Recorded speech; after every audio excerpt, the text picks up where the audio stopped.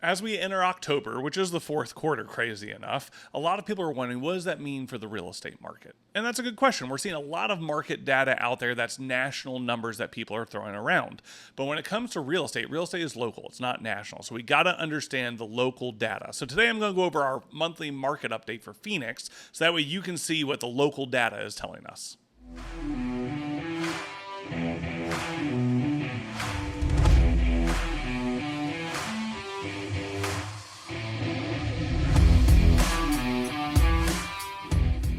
What's up, everybody? Welcome back to Real Talk Real Estate. I'm your host, Mark Cannon, local realtor here in the Phoenix area with my home group real estate and owner of the Benchmark Real Estate team. So as always, guys, this is a podcast format.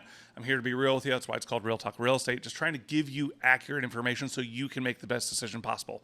Not trying to convince you of anything, just here to give you information. So today is our monthly market update. I put these out at the beginning of every month. And we're going to go over a lot of different data. We're going to talk about inventory. We're going to talk about interest rates. We're going to talk about inflation. We're going to talk about the Cromford report and the data that's showing us and the movement. So I'm going to go over all that stuff so you can see it. I'm going to put stuff on the screen so you can see it.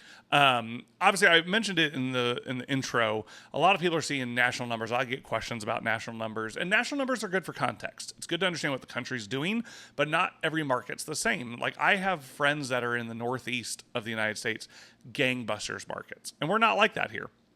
So it's one of those that not every market's the same, so that's why I like to talk about local data. So let's start where we always start, inventory. If we looked at last month, we were just over 23,000 homes. This month, we're just over 24,000 homes, so we're mid 24,000s. Or 24,000s. Yeah, I said that right. 24,000, like 600, and then you've got last month we were 23,300. So we've come up in inventory, which is an interesting change because the past several months, 2 to 3 months, we've been coming down in inventory. Actually, it's probably longer than that. It's probably like 4 months. We've been coming down in inventory. Now we've seen a little bit of rise. Now, why is that? We have to understand here in Phoenix, July and August are slower months for people to list their homes. And then it probably leveled out a little bit in September. Now we're starting to see people come back in the market, bring their homes back in the market. So something to be paying attention to with inventory. But again, we're pretty much in a balanced market levels of inventory, which is good, but we still don't have the demand we want. Not in all markets. Some markets we do. I'll get to that in the Cromford report stuff. But let's talk about interest rates.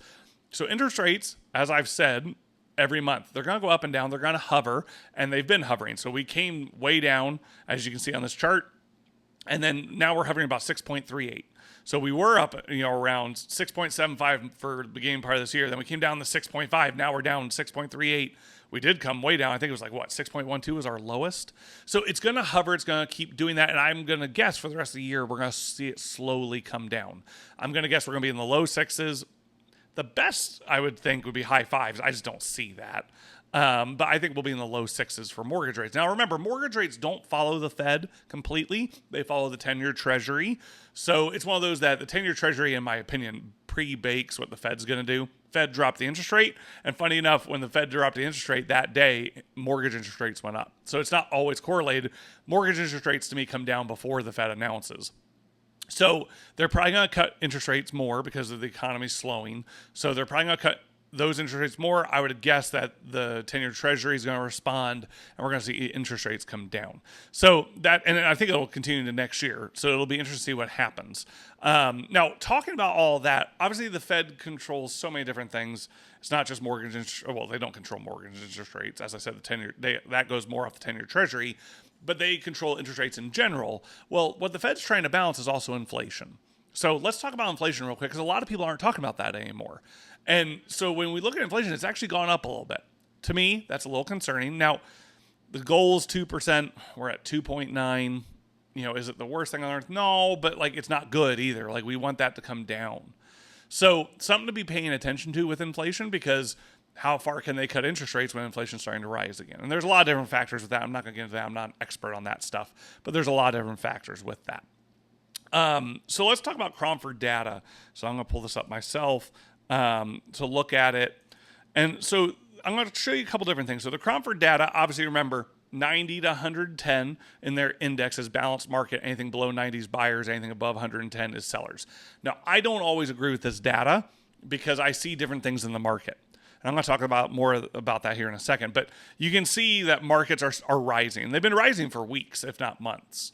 So I'd say probably about 4 to 6 weeks we've been rising, which is a good thing for the market. But I'm not always seeing the correlation. So that's where, like, yes, Paradise Valley, Fountain Hills, Scottsdale, Chandler have been in pretty good markets still.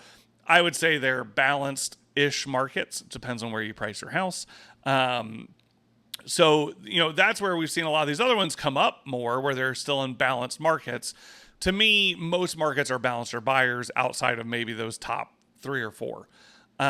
So that's where we're seeing, especially you look at Peoria, it shows us barely a balanced market. It's come up a good amount. So we're seeing an increase in demand, or maybe not demand, but activity. So that's a good thing, which means demand's slightly rising, but we're still not where we need to be. So the market's still slower. And how do I know that? So I'm going to show you a couple screenshots here. So this is all homes. It's not just single family. This is all homes on the market. Because like when I show you that screenshot at the beginning for inventory, that's all homes on the market. So this is including townhouses, condos, all that stuff. It's over 60 days on market, 12,900. So that's more than half. Yeah, it's just barely more than half. So about half of all the homes on the market are over 60 days on market. Okay. That's not the end of the world.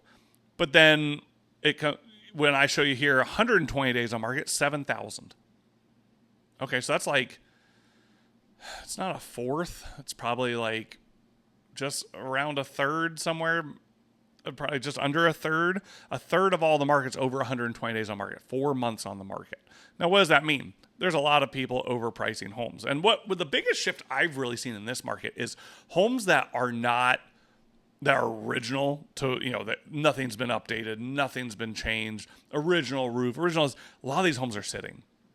There are unrealistic sellers out there that think it's, 2-3 years ago. It's not, because the reality is if you have a home that needs a ton of work, you have to price it accordingly. I run into this all the time. I lose listings on this. I lost a couple this past month where another realtor told them way more money, and I'm going, that's fine. That's totally fine if you want to list it higher. I don't think that's smart, because that realtor's banking on, okay, we'll just lower the price over time and I'll get the listing. So I want to be more honest with people and tell them where the market is. I'm not trying to pull punches on that. So it's one of those that we're seeing people overprice, having to lower their prices, trying to chase the market, which isn't always a good thing. You don't want to chase the market. You want to price it accordingly. Especially, it depends on what your goals are, because if you want to make the most money, you don't want to chase the market. You want to sell it accordingly, because you have more leverage the less days on market you have. When you have 120 days on market, you don't have a whole lot of leverage. So something to be considering, because the market's going to shift. It's going to go up. It's going to go down. We're in a correction right now. So I think we will be probably for the rest of the year. And we'll have to see what next year holds. Depends on what interest rates do. I think if interest rates keep coming down, it could spur more people into the market. So if you're thinking about buying or selling and you want to talk about what's best for you, I'd love to sit down with you. Would take you to coffee, talk about what's best for you, what your options are, because I'm all about relationships. I'm not about a transaction. I'm about doing what's best for people. That's why I have lifelong clients. That's why I work by referral, because I want to do what's best for people, and that's how I grow my business. So if you want to reach out to me, my information's right here. I'd love to talk with you. I'd love to go out and take you to coffee. So hope you'll reach out, guys. You've been listening to Real Talk Real Estate. I'll catch you next time.